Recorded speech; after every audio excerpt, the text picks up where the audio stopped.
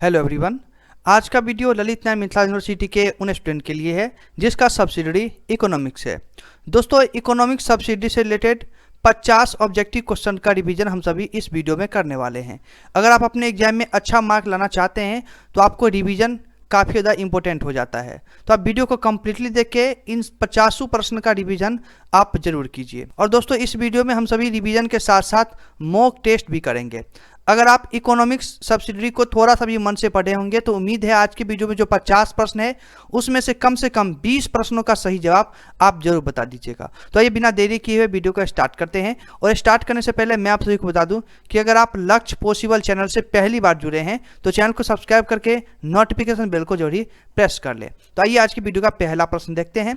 पहला प्रश्न है कि संरचनात्मक बेरोजगारी का कारण क्या है।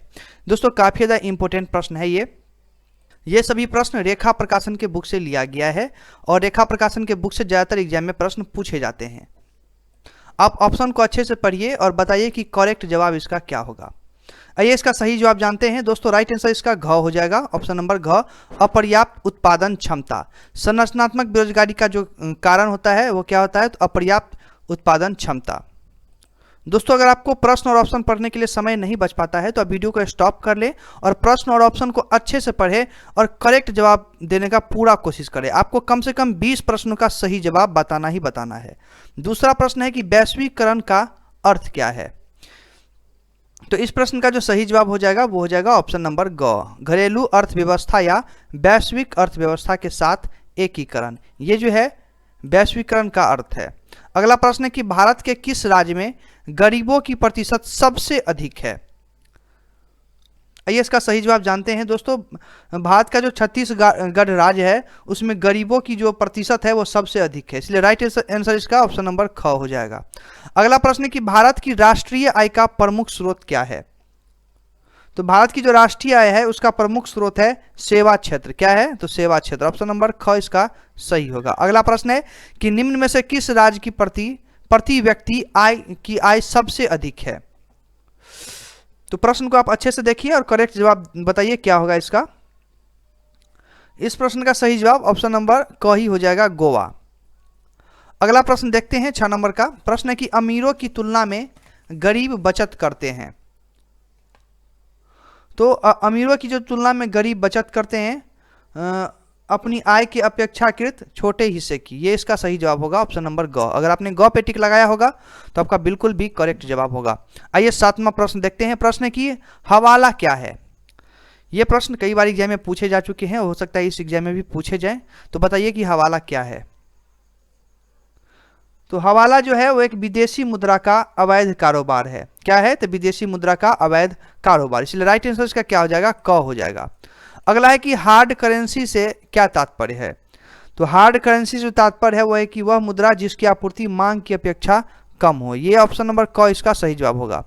अगला है कि सॉफ्ट करेंसी से क्या तात्पर्य है। इस प्रश्न का सही जवाब होगा ख, सॉफ्ट करेंसी का तात्पर्य है कि वह मुद्रा जिसकी आपूर्ति मांग की अपेक्षा अधिक हो। ख इसका सही जवाब होगा। और अगला प्रश्न है कि जिस मुद्रा में भुगतान करने पर लेनदार कानूनी तौर पर स्वीकार करने से इनकार नहीं कर सकता है उसे क्या कहते हैं। प्रश्न आप अच्छे से देखिए, वीडियो को स्टॉप कर लीजिए और प्रश्न और ऑप्शन को अच्छे से पढ़िए और करेक्ट जवाब देने का पूरा कोशिश कीजिए। अगर आपने प्रश्न और ऑप्शन को अच्छे से पढ़ लिया है तो मैं बता दूं कि इस प्रश्न का सही जवाब ऑप्शन नंबर क हो जाएगा, विधिग्राह्य मुद्रा। अगला प्रश्न है कि निम्नलिखित में से कौन सा बैंक भारत का केंद्रीय बैंक है। तो रिजर्व बैंक ऑफ इंडिया जो है वो भारत का केंद्रीय बैंक है। कौन सा बैंक, तो रिजर्व बैंक ऑफ इंडिया ये भारत का केंद्रीय बैंक है, ऑप्शन नंबर घ सही जवाब होगा इसका। अगला प्रश्न है कि भारत का सबसे बड़ा बैंक कौन सा है। तो इसका भी राइट आंसर ऑप्शन नंबर क ही हो जाएगा, भारतीय रिजर्व बैंक ऑफ इंडिया यानी आरबीआई, ये भारत का सबसे बड़ा बैंक है। अगला प्रश्न है कि भारत में किसे बैंकों का बैंक कहा जाता है। तो दोस्तों, इसका भी सही जवाब ऑप्शन नंबर क ही हो जाएगा, भारतीय रिजर्व बैंक ऑफ इंडिया यानी आरबीआई को बैंकों का बैंक कहा जाता है। अगला प्रश्न है कि भारत का सबसे बड़ा व्यापारिक बैंक कौन सा है। तो भारत का जो सबसे बड़ा व्यापारिक बैंक है वो कौन सा है, तो SBI, state bank of India, इसलिए राइट आंसर इसका ख हो जाएगा। अगला प्रश्न है कि IBA से क्या तात्पर्य है? तो IBA से तात्पर्य है इंडियन बैंक्स एसोसिएशन। ये इसका फुल फॉर्म होता है IBA का, Indian banks association. Right answer इसका क्या हो जाएगा? तो घ हो जाएगा। अगला प्रश्न है कि अनुसूचित बैंक एक ऐसा बैंक है जो, आइए इसका सही जवाब जानते हैं, घ इसका राइट आंसर हो जाएगा। अनुसूचित बैंक एक ऐसा बैंक है जो RBI की दूसरी अनुसूची में शामिल होता है। अगला प्रश्न है 17 नंबर का कि भारत में कागजी नोट मुद्रा को जारी करने का पूर्ण अधिकार किसके पास है? आप प्रश्न को अच्छे से देखिए, काफी ज्यादा इंपॉर्टेंट प्रश्न है। तो भारत में जो कागजी नोट मुद्रा को जारी करने का पूर्ण अधिकार है वो है रिजर्व बैंक ऑफ इंडिया के पास। किसके पास? रिजर्व बैंक ऑफ इंडिया के पास, RBI। ऑप्शन नंबर ग सही होगा इसका। अगला प्रश्न है कि भारतीय रिजर्व बैंक यानी RBI का राष्ट्रीयकरण किस वर्ष हुआ था? बताइए कि इस प्रश्न का सही जवाब क्या होगा। आइए सही जवाब जानते हैं। सही जवाब ऑप्शन नंबर घ हो जाएगा। भारतीय रिजर्व बैंक यानी RBI का जो राष्ट्रीयकरण हुआ था वो हुआ था 1949 ईस्वी में। अगला प्रश्न है 19 नंबर का कि भारत में मुद्रा जारी करने का एकमात्र अधिकार यानी 1 रुपये के सिक्कों तथा नोटों को छोड़कर निम्नलिखित में से किसके पास है? यानी 1 रुपये के सिक्के तथा नोटों को छोड़कर ये मुद्रा जारी करने का जो अधिकार है वो किसके पास है? तो दोस्तों ये अधिकार जो है वो RBI के पास है। किसके पास है? तो RBI के पास यानी भारतीय रिजर्व बैंक ऑफ इंडिया। ये इसका सही जवाब होगा, भारतीय रिजर्व बैंक। अगला प्रश्न है कि भारतीय जीवन बीमा निगम LIC की स्थापना कब हुई? तो भारतीय जीवन बीमा LIC की जो स्थापना हुई थी वो हुई थी 1956 ईस्वी में। कब हुई थी? तो 1956 ईस्वी में। राइट आंसर इसका क हो जाएगा। अगला प्रश्न देखते हैं। अगला प्रश्न है कि 1 रुपये के नोट पर किसके हस्ताक्षर होते हैं? तो 1 रुपये के जो नोट पे हस्ताक्षर होते हैं वो होते हैं वित्त मंत्रालय के सचिव के। किसके? तो वित्त मंत्रालय के सचिव के। ऑप्शन नंबर ग करेक्ट हो जाएगा। अगला जो प्रश्न है कि भारत में सिक्के जारी करने के लिए कौन अधिकृत है? तो सिक्के जारी करने के जो अधिकृत है भारत में वो है वित्त मंत्रालय। कौन सा मंत्रालय? तो वित्त मंत्रालय। ऑप्शन नंबर ख सही होगा। अगला प्रश्न है कि भारत में मौद्रिक नीति कौन बनाता है? तो भारत में जो मौद्रिक नीति बनाता है वो बनाता है कौन? तो भारतीय रिजर्व बैंक। ऑप्शन नंबर ग सही होगा। दोस्तों आपको 20 प्रश्न का सही जवाब जरूरी बताना है और आप अगर वीडियो को पूरा देखेंगे तो लास्ट में आप हमें कमेंट सेक्शन में ये भी जरूर बताइएगा कि आज के 50 प्रश्नों में से आपने कितने का सही जवाब दिया है। ईमानदारी से आप जरूर बताइएगा। अगला प्रश्न है कि मुद्रा आपूर्ति किसके द्वारा नियंत्रित की जाती है? तो मुद्रा आपूर्ति जो नियंत्रित की जाती है वो की जाती है RBI के द्वारा। किसके द्वारा? RBI के द्वारा। ऑप्शन नंबर ग सही होगा। अगला है कि भारत में दासमिक मुद्रा प्रणाली शुरू की गई थी, यानी कब की गई थी, किस वर्ष की गई थी भारत में दासमिक मुद्रा प्रणाली? तो वर्ष 1957 में शुरू की गई थी। ऑप्शन नंबर ग सही होगा। अगला प्रश्न है कि निम्नलिखित में से क्या बैंक का मुख्य कार्य नहीं है? तो बैंक जो है एक बैंक होता है, उसका नीचे में 4 ऑप्शन दिए गए हैं, उसमें से बताइए कि क्या उसका मुख्य कार्य, मेन कार्य नहीं है। तो ऋण देना, ग्राहकों के चेकों ड्राफ्ट की वसूली, माल का आयात फैसिलिटेट करना, बैंक ड्राफ्ट जारी करना।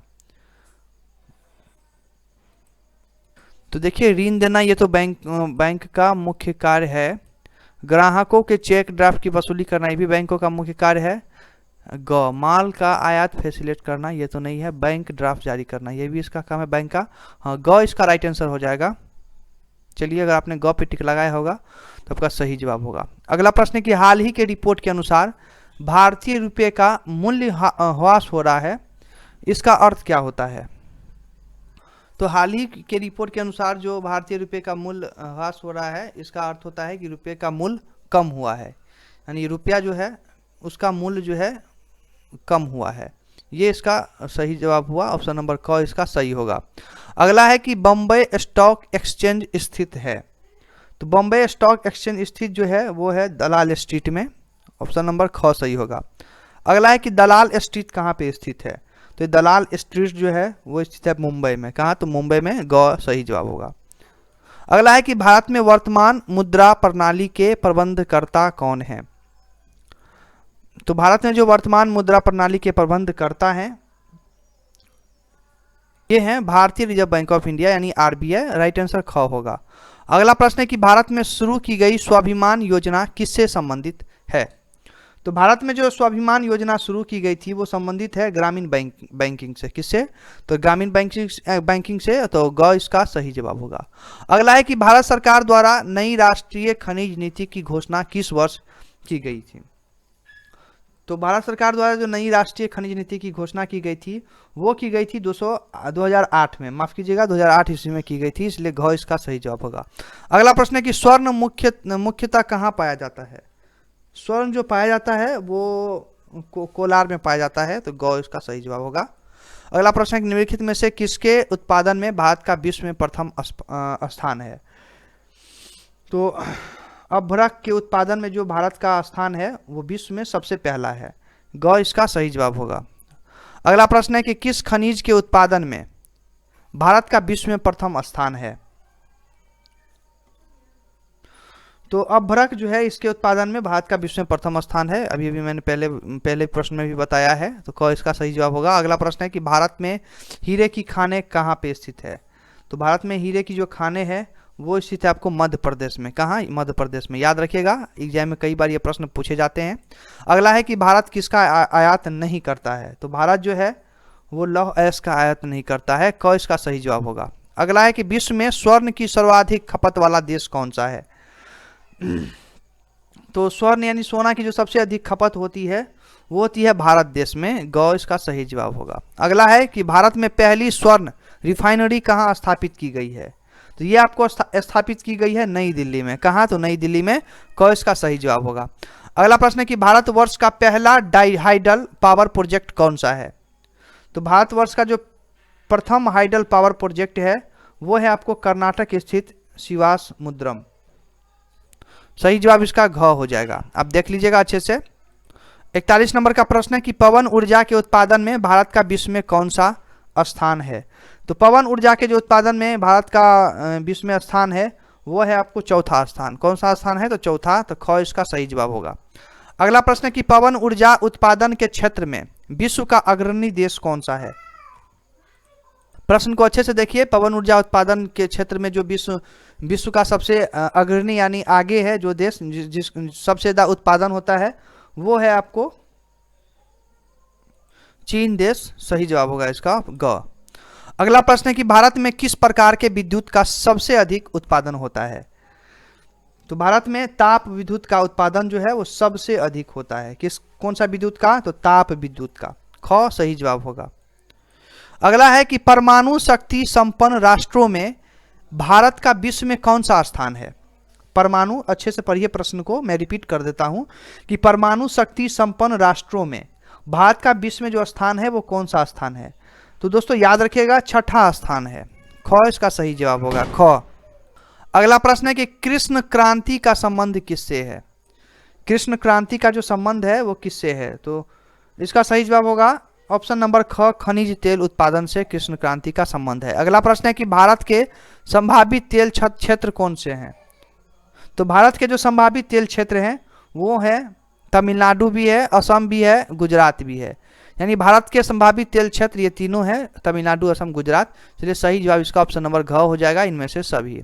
अगला प्रश्न है कि निम्नलिखित में से किसको ब्लैक गोल्ड कहा जाता है? अभ्रक को, कोयला को, ग्रेनाइट को या फिर हीरा को? इस प्रश्न का सही जवाब आपको जरूरी आना चाहिए, काफी ज्यादा आसान प्रश्न है। तो निम्नलिखित मतलब ये चार ऑप्शन है, इसमें से कोयला को जो है वो ब्लैक गोल्ड कहा जाता है। किसको? तो कोयला को। ब्लैक यानी कोयला, कोयला काला होता है, तो ब्लैक गोल्ड कोयला को कहा जाता है। आप एग्जाम में प्रश्न पूछा जा सकता है, तो आप कंफ्यूज बिल्कुल भी नहीं होइएगा, सही और करेक्ट जवाब देके आइएगा। अगला प्रश्न है कि विश्व में कोयला उत्पादन में सबसे अग्रणी देश जो है वो कौन सा है? तो दोस्तों चीन जो है वो कोयला के उत्पादन में सबसे अग्रणी देश है, यानी सबसे अधिक कोयला का उत्पादन चीन में होता है, इसलिए ऑप्शन नंबर क सही जवाब होगा। अगला प्रश्न है कि कोयला उत्पादन देशों में भारत का जो स्थान है वो कौन सा है? तो तीसरा स्थान है कोयला के उत्पादन में भारत का। कौन सा स्थान है? तो तीसरा स्थान है, तो ऑप्शन नंबर ख सही जवाब होगा।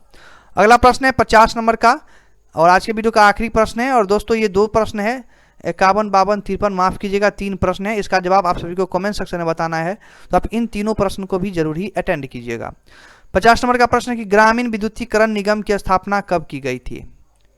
तो ग्रामीण विद्युतीकरण निगम की जो स्थापना की गई थी वो की गई थी 1969 ईस्वी में। कब? तो 1969 ईस्वी में, याद रखिएगा। राइट आंसर क हो जाएगा। अब 51 नंबर का प्रश्न है, 52 नंबर का प्रश्न है और 53 नंबर का प्रश्न है। नंबर वाइज आप कमेंट सेक्शन में प्रश्न को आप अच्छे से देख लीजिए।